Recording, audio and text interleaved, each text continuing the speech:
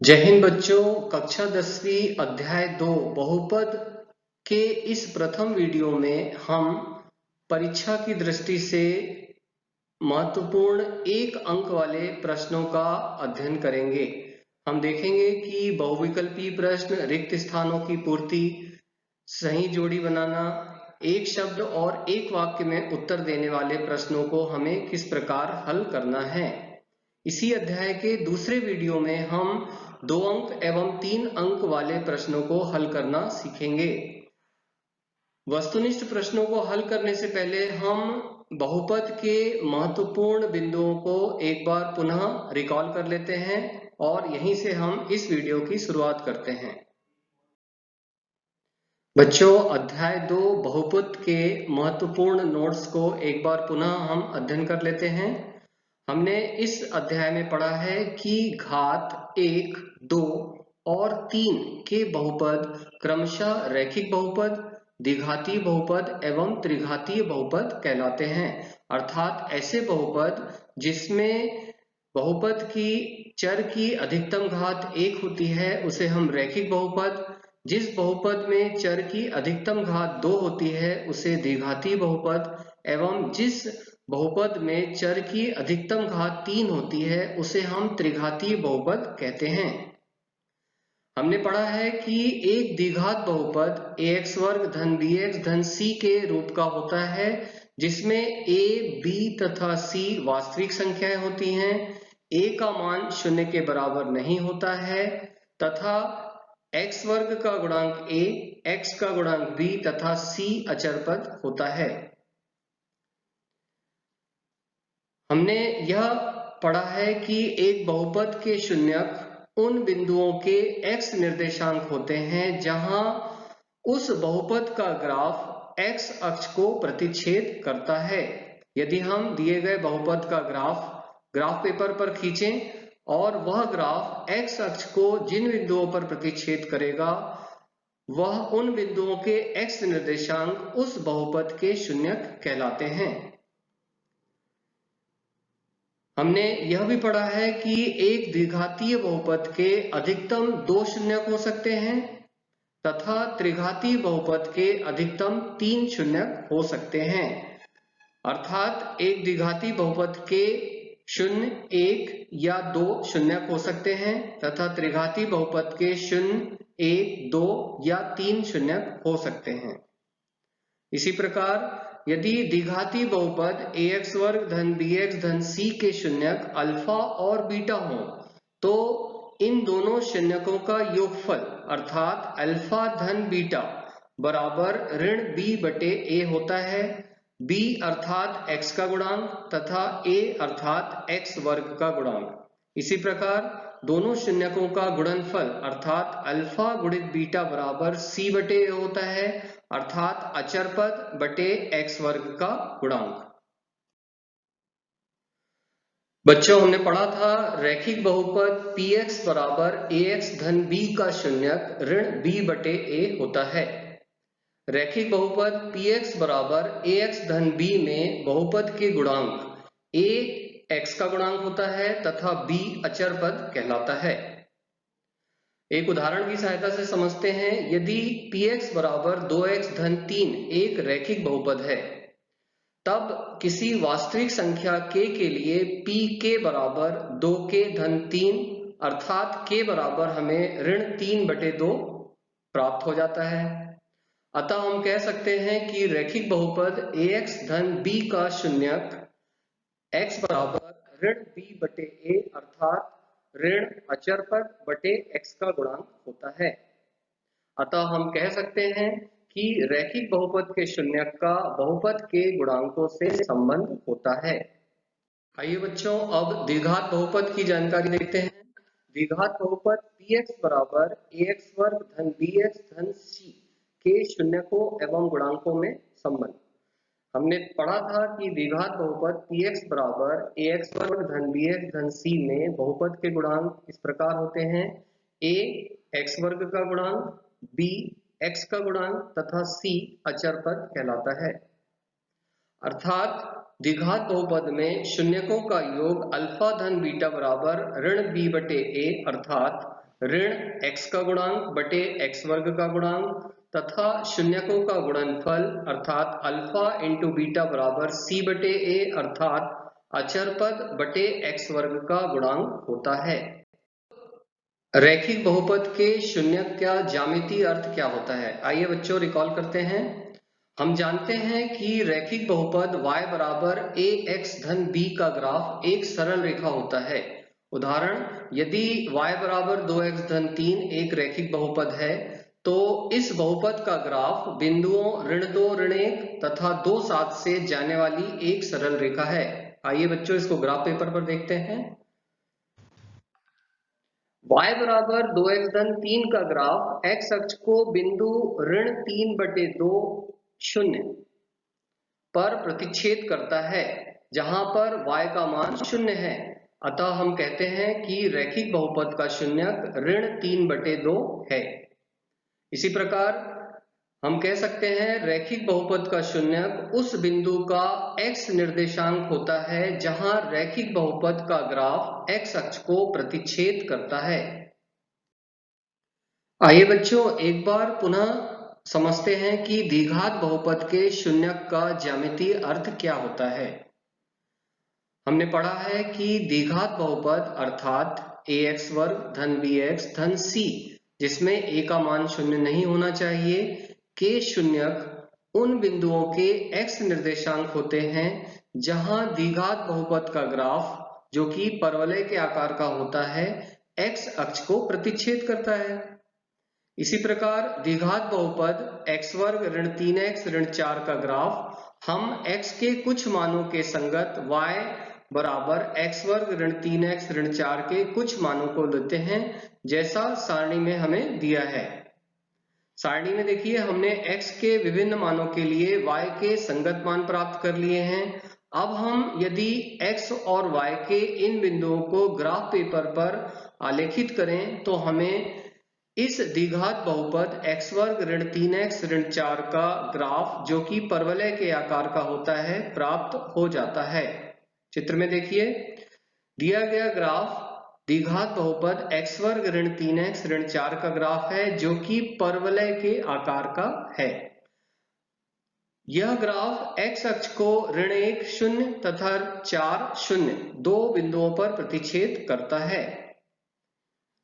द्विघात बहुपद y बराबर x वर्ग ऋण 3x ऋण 4 के शून्यक उन बिंदुओं के x निर्देशांक होते हैं जहां y बराबर x वर्ग ऋण 3x ऋण 4 बहुपद को निरूपित करने वाला परवलय x अक्ष को प्रतिच्छेद करता है।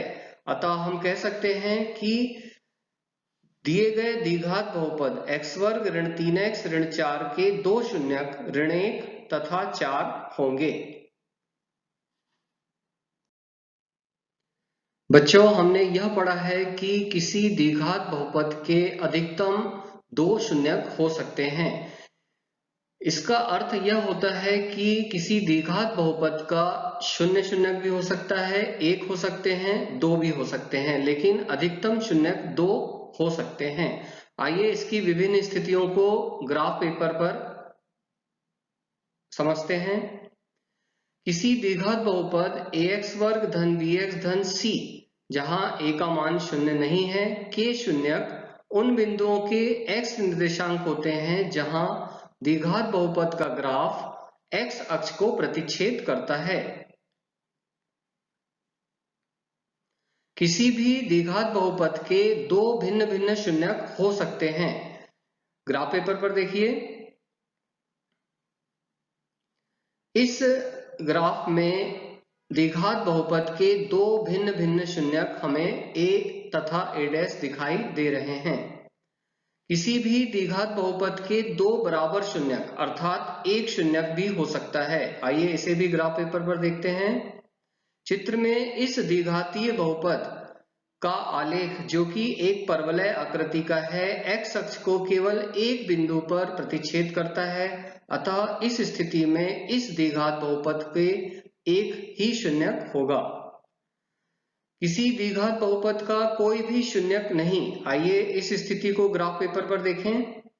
चित्र में जो परवलय दिखाई दे रहा है वह इस द्विघातीय बहुपद का आलेख है जो कि x अक्ष को किसी भी बिंदु पर प्रतिच्छेद नहीं करता है, अर्थात कोई भी शून्यक नहीं है। हम कहते हैं कि घात 2 के किसी बहुपद के अधिकतम 2 शून्यक हो सकते हैं या एक शून्यक भी हो सकता है या कोई भी शून्यक नहीं हो सकता है। अब त्रिघात बहुपद के शून्यक का ज्यामितीय अर्थ समझते हैं। त्रिघात बहुपद अर्थात a x की घात 3 धन b x की घात 2 धन c x धन d के शून्यक उन बिंदुओं के x निर्देशांक हैं जहां त्रिघात बहुपद का ग्राफ x अक्ष को प्रतिच्छेद करता है। चित्र में देखिए, त्रिघात बहुपद का ग्राफ x अक्ष को 1, 2 तथा 3 बिंदुओं पर प्रतिच्छेद कर रहा है। हम यह कह सकते हैं कि घात 3 के किसी बहुपद के अधिकतम 3 शून्यक हो सकते हैं। बच्चों, अभी हमने अध्याय 2 बहुपद के महत्वपूर्ण बिंदुओं का अध्ययन किया। अब हम बहुपद के परीक्षा की दृष्टि से महत्वपूर्ण प्रश्नों का अभ्यास शुरू करते हैं। बच्चों, वस्तुनिष्ठ प्रश्नों में सबसे पहला होता है बहुविकल्पीय प्रश्न। हमें एक प्रश्न के 4 उत्तर दिए रहते हैं जिसमें से हमें सही उत्तर का चयन करना होता है।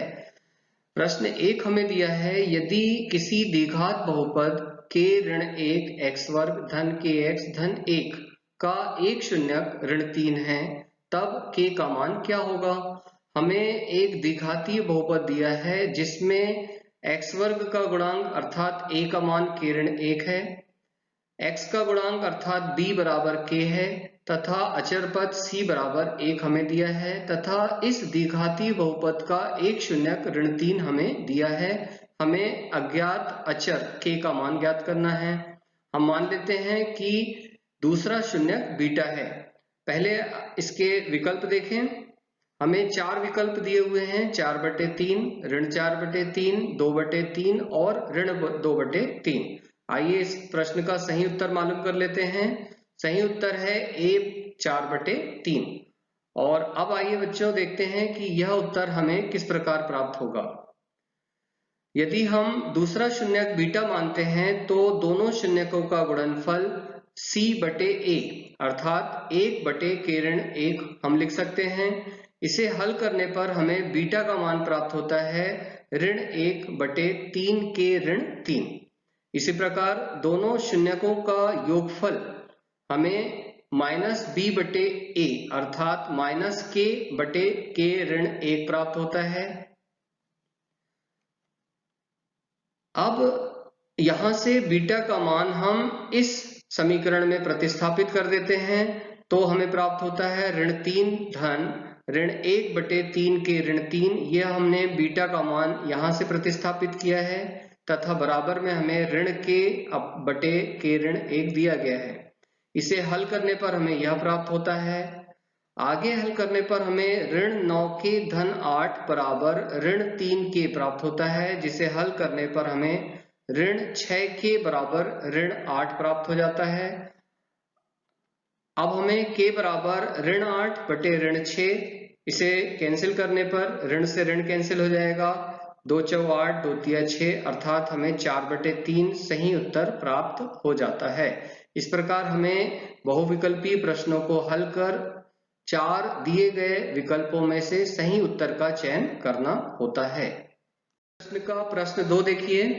एक द्विघात बहुपद जिसके शून्यक ऋण 3 एवं 4 हैं होगा। हमें एक ऐसा द्विघात बहुपद ज्ञात करना है जिसके शून्यक ऋण 3 एवं 4 हैं। 4 विकल्प हमें दिए हैं, x वर्ग ऋण x धन 12, x वर्ग धन x धन 12, x वर्ग ऋण x ऋण 12, 2x वर्ग धन 2x ऋण 24। बच्चों, इस प्रश्न का सही उत्तर अर्थात ऐसा द्विघाती बहुपद जिसके शून्यक ऋण 3 एवं 4 हैं, सही उत्तर है C अर्थात x वर्ग ऋण x ऋण 12। आइए बच्चों अब समझते हैं कि यह उत्तर कैसे प्राप्त होता है। हम जानते हैं शून्यक यदि ऋण 3 एवं 4 हैं तो गुणनखंड x धन 3 तथा x ऋण 4 होंगे। इससे हमें ऋण 3 तथा इससे हमें 4 प्राप्त होगा। इन दोनों गुणनखंडों का गुणा करने पर हमें प्राप्त होगा x वर्ग। पहले हमने x का गुणा x में किया, x का गुणा ऋण 4 में करने पर ऋण 4x। अब धन 3 का गुणा x में करने पर धन 3x ऋण 12। ऋण 4x धन 3x बराबर ऋण x होगा, अतः हमें प्राप्त होता है x वर्ग ऋण x ऋण 12, जो कि हमारा उत्तर C है। अतः C x वर्ग ऋण x ऋण 12 वह द्विघात बहुपद है जिसके शून्यक ऋण 3 एवं 4 हैं। प्रश्न 3 देखिए, ऋण 2 एवं 5 शून्यक वाले बहुपदों की संख्या कितनी होगी? विकल्प हमें दिए हैं 1, 2, 3 या 3 से अधिक। इस प्रश्न का सही उत्तर होगा डी अर्थात 3 से अधिक। आइए बच्चों इस प्रश्न की व्याख्या देखते हैं। यदि हम एक शून्यक अल्फा बराबर ऋण 2 तथा बीटा बराबर 5 ले लें तो हम जानते हैं कि द्विघात बहुपद ax वर्ग धन bx धन c बराबर k into x minus alpha into x minus beta, जहां k एक अचर है होता है। इसमें अल्फा का मान ऋण 2 तथा बीटा का मान ऋण 5 रखने पर हमें प्राप्त होता है k इंटू एक्स धन 2 इंटू एक्स ऋण 5। इसे हल करने पर हमें प्राप्त होता है k इंटू एक्स वर्ग ऋण 3x धन 10, जहां k एक अचर है। अब हम इस समीकरण इस बहुपद में k के विभिन्न मान ले सकते हैं और हमें इस प्रकार ऐसे अनेकों बहुपद मिल जाएंगे जिनके शून्यक ऋण 2 एवं 5 हैं। अतः हमारा सही उत्तर होगा 3 से अधिक। एक अन्य बहुविकल्पी प्रश्न देखिए, एक त्रिघात बहुपद ax की घात 3 धन bx की घात 2 धन cx धन d का एक शून्यक शून्य है। दो अन्य शून्यकों का गुणनफल हमें ज्ञात करना है। आइए इसके विकल्प देखते हैं। ऋण c बटे a शून्य या ऋण b बटे a। इस प्रश्न का सही उत्तर होगा b अर्थात c बटे a। आइए इसकी व्याख्या देखते हैं। यदि त्रिघात बहुपद के 3 शून्यक क्रमशः अल्फा, बीटा तथा गामा हो तो हम जानते हैं अल्फा इंटू बीटा धन बीटा इंटू गामा धन गामा इंटू अल्फा बराबर c बटे a होता है। अब यदि एक शून्यक शून्य है, यदि हम अल्फा का मान शून्य लेते हैं तो अल्फा का मान शून्य इसमें रखने पर हमें यह पद तथा यह पद शून्य मिल जाएगा तथा हमें प्राप्त होगा बीटा इंटू गामा बराबर c बटे a। अर्थात हम कह सकते हैं त्रिघात बहुपद का एक शून्यक यदि शून्य है तो अन्य दो शून्यकों बीटा तथा गामा का गुणनफल c बटे a होगा। प्रश्न 5 देखिए, एक द्विघात बहुपद x वर्ग धन 99x धन 127 के शून्यक किस प्रकार के होंगे? चार विकल्प देखिए, दोनों धनात्मक होंगे, दोनों ऋणात्मक होंगे, एक धनात्मक तथा दूसरा ऋणात्मक, या दोनों समान होंगे। इस प्रश्न का सही उत्तर होगा बी अर्थात दोनों ऋणात्मक होंगे। आइए बच्चों इसकी व्याख्या देख लें। एक द्विघात बहुपद में a b c अर्थात x वर्ग का गुणांक, b अर्थात x का गुणांक तथा c अचर पद का मान धनात्मक होने पर दोनों शून्यक ऋणात्मक होते हैं। अतः हमारा उत्तर होगा दोनों ऋणात्मक। प्रश्न 6 देखिए, यदि द्विघात बहुपद ax वर्ग धन bx धन c के शून्यक अल्फा और बीटा हो तो अल्फा गुणित बीटा का मान क्या होगा? विकल्प देखिए, इन चार विकल्पों में से सही उत्तर हम जानते हैं a अर्थात c बटे a होगा। व्याख्या, द्विघात बहुपद में हम जानते हैं शून्यकों का गुणनफल c बटे a होता है।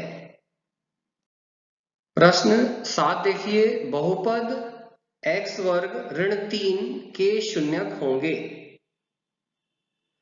विकल्प है प्लस माइनस वर्गमूल 3, धन ऋण 3, 3 या 9।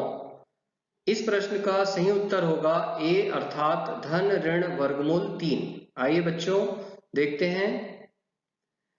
हम जानते हैं x वर्ग ऋण 3 बराबर x वर्ग ऋण रूट 3 का वर्ग। हम लिख सकते हैं इसके दो गुणनखंड होंगे x ऋण वर्गमूल 3, x धन वर्गमूल 3। इसे हल करने पर हमें प्राप्त होगा x बराबर धन ऋण वर्गमूल 3, अतः यह सही उत्तर होगा। प्रश्न 8 देखिए, यदि अल्फा, बीटा और गामा त्रिघात बहुपद ax की घात 3 धन bx की घात 2 धन cx धन d के शून्यक हों तो अल्फा गुणित बीटा गुणित गामा अर्थात तीनों शून्यकों का गुणनफल का मान क्या होगा। विकल्प हमें दिए हैं c बटे a बटे c, ऋण d बटे a, ऋण a बटे c। इसका सही उत्तर होगा c, ऋण d बटे a।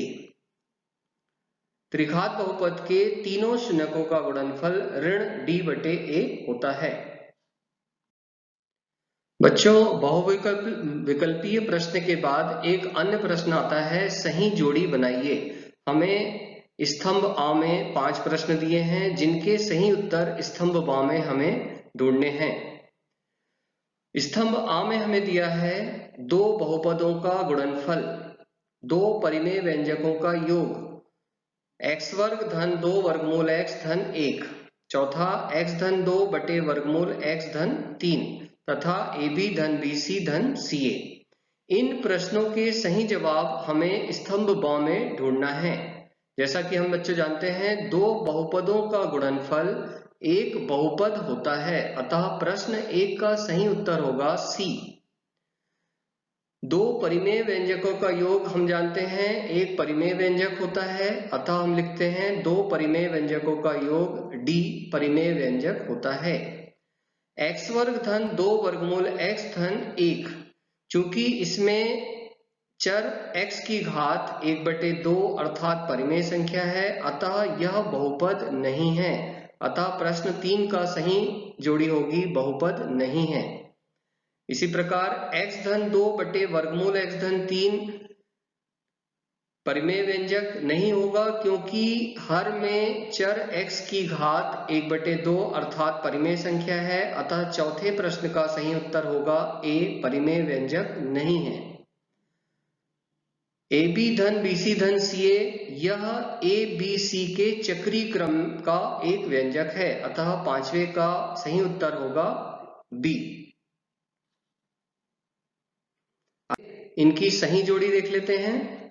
दो बहुपदों का गुणनफल एक बहुपद होता है, दो परिमेय व्यंजकों का योग परिमेय व्यंजक होता है, x वर्ग धन 2 वर्गमूल x धन 1 बहुपद नहीं है, x धन 2 बटे वर्गमूल x धन 3 परिमेय व्यंजक नहीं है तथा AB धन BC धन CA चक्रीय क्रम व्यंजक है।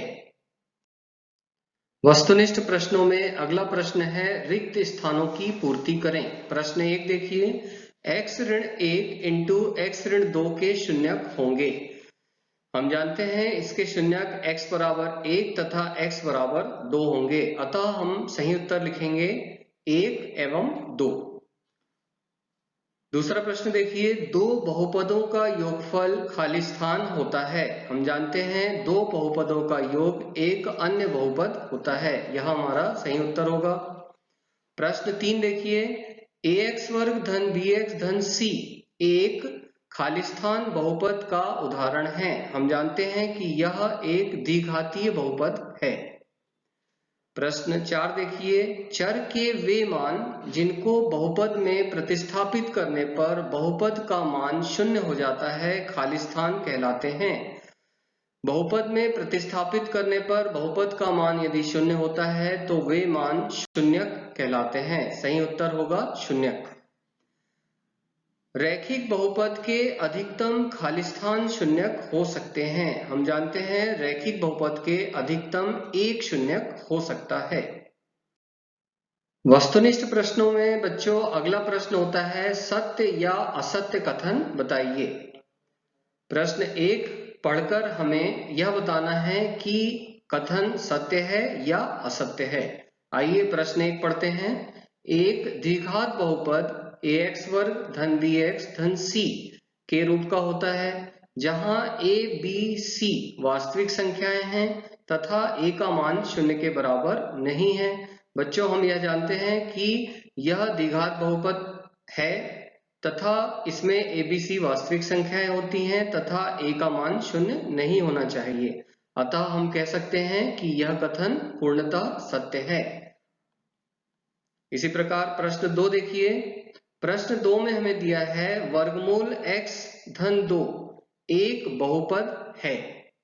हम जानते हैं बहुपद में चर x की घात ऋणोत्तर पूर्णांक होना चाहिए, जबकि इस बहुपद में x की घात 1/2 अर्थात एक परिमेय संख्या है।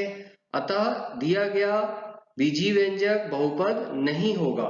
अतः यह दिया गया कथन असत्य है। प्रश्न 3 देखते हैं। बहुपद px में x की उच्चतम घात बहुपद की घात कहलाती है। बच्चों, हमने पढ़ा है कि दिए गए बहुपद में चर की अधिकतम घात ही बहुपद की घात होती है। अतः यह कथन सत्य है। हम उत्तर लिखेंगे कथन पूर्णतः सत्य है। प्रश्न 4 देखिए। द्विघात बहुपद में केवल एक शून्यक हो सकता है। बच्चों, हम जानते हैं कि द्विघात बहुपद में x की अधिकतम घात 2 होती है और द्विघात बहुपद के अधिकतम 2 शून्यक हो सकते हैं। अतः द्विघात बहुपद में केवल एक शून्यक हो सकता है, यह कहना गलत होगा। अतः यह दिया गया कथन असत्य है। अंतिम प्रश्न देखिए। एक वास्तविक संख्या k बहुपद px का शून्यक कहलाती है यदि pk बराबर 0। यदि x की जगह k रखने पर हमें बहुपद का मान 0 प्राप्त होता है, तब वह संख्या उस बहुपद का शून्यक होती है। अतः कथन सत्य है। बच्चों, वस्तुनिष्ठ प्रश्नों में अगला प्रश्न है एक शब्द या एक वाक्य में उत्तर दीजिए। हमें दिए गए प्रश्नों का एक शब्द में या एक वाक्य में उत्तर देना है। प्रश्न 1 देखिए।